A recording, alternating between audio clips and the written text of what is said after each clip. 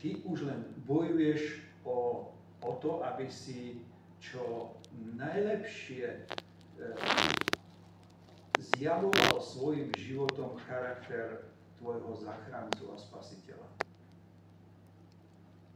Áno, Boh chce, a chce ti dávať víťazstva nad hriechmi, ale ty už nebojuješ o svoje spasenie. Lebo ak by si bojoval o svoje spasenie svojou poslušnosťou, tak potom tvoja poslušnosť by bol tvoj spasiteľ. Ty by si to zaslúžil svojou poslušnosťou. Ale kde je potom to, čo Kristus pre nás urobil ako náš spasiteľ? Tu neexistuje niečo také, že Kristus nás spasí a troška sa aj my spasíme. Aj my sme spolu spasitelia samých seba.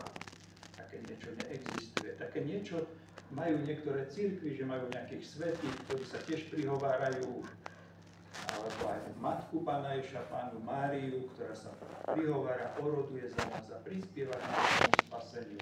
A my proti tomuto bojujeme, hovoríme, že to nie je biblická pravda,